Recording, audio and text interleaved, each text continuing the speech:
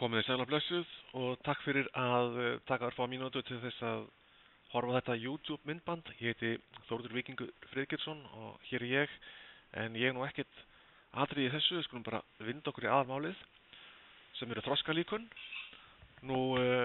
Hér ræður að fyrirtæki sækjast öll eftir því að rekstur þeirra sé skilvirkur og hagkvæmur og þau hafa stefnu og verklag og síðan aðferðir.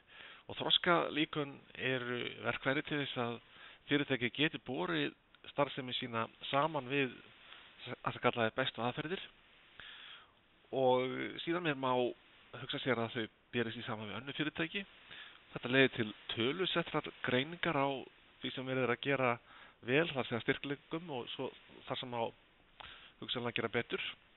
Og þetta getur síðan leitt til áætlunar endurbætur að halda svona áfram að þróast. Það verður að meta styrk einstaklinga, ferla, kerfa, menningarnar innan fyrirtækisins, þekkingarinnar, viljans, skuldbindningar, stjórnenda og annarra slíkra hluta. Þetta er stóra hugmyndin. Þessi hringur hérna, fyrst þurfum við að hafa fólk með þekkingu á faginu. Það leiðir til þess að það fyrir að vinna í ferlum eða prósessum sem að móta síðan aðferðafræði fagsins innan fyrirtækisins.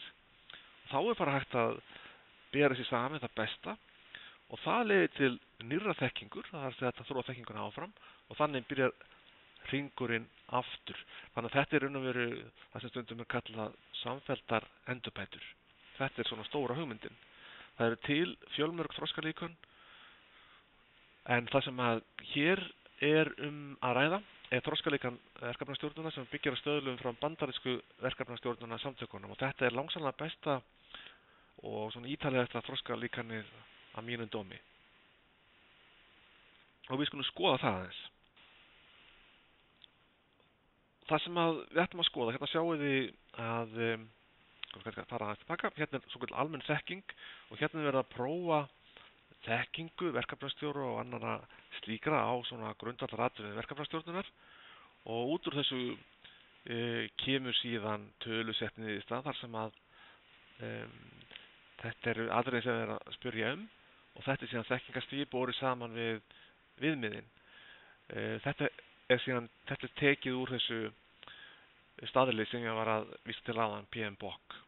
Þá eru ferlarnir skoðaðir, þarna það er líka kvarði sem leiðir til niðurstöðu. Þetta er sem sagt unnið í samráði við verkefnastjóra og verkefnisþátttakendur innan fyrirtækisins og aftur kemur út þroski, borið saman við bestu viðmið. Og þá eru það aðferðirnar og það sama gildir þar.